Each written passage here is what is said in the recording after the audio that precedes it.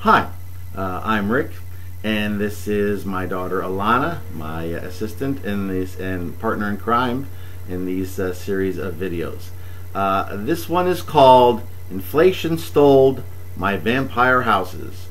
Alana stole. They are stolen, and my daughter tells me here that vampires are very popular nowadays.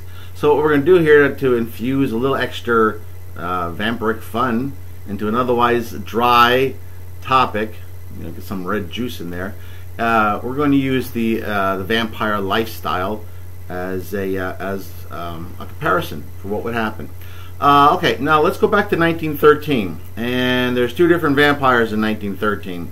There's Count Chocula, who isn't that smart of a vampire. And then there's the infamous Count Dracula, his buddy. Wait. What about Edward and the Cullens? They're not alive yet, thank God. Or they're at least not alive in my world, because I saw that Twilight movie. Not a big fan. She loves it. We're not talking about that stuff. Anyway, in my world, it's Count Chocula and Count Dracula. Tasty and fangy. Okay, now it's 1913 and the new Federal Reserve dollar has just come out. Count Chocula just loves them because they're nice, light, and they're papery. And sometimes vampires have to jam when they get in some trouble and the folks start chasing them because all of a sudden a couple of dead bodies just show up. Count Dracula, on the other hand, in 1913. He's old-fashioned. He's from the old school in Transylvania. He likes gold and silver. So he decides, I don't want that new 1913 paper dollar. I want gold. So Count Dracula gets himself, he takes his $1 million that he's built up in wealth over all those thousands of years, and he buys himself gold. And gold at $20 an ounce with $1 million, that's 50,000 ounces of gold. On the other hand, Count Chocula, he's got his $1 million now in good old-fashioned paper U.S. currency.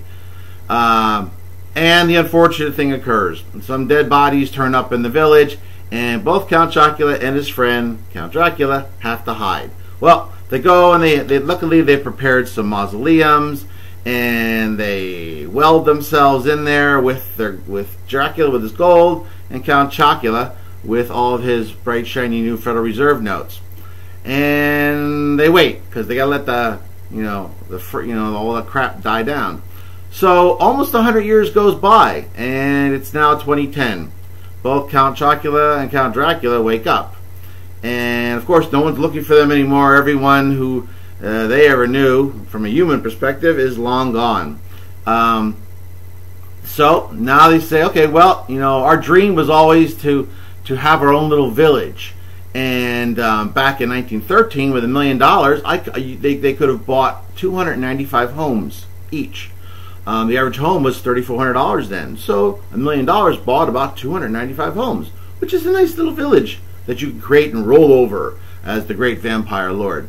And Count Dracula decides, well, okay, that's what I'm going to do. He finds he now has $60 million in gold, because gold's now around $1,200 an ounce.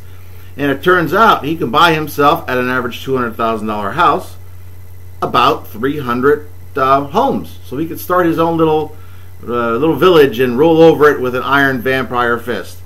On the other hand, Count Chocula is now kind of checking the financials out, and he finds that his $1 million, while still being kind of cool, only buys 5 of those average houses, which by anybody's count is a pretty sad village.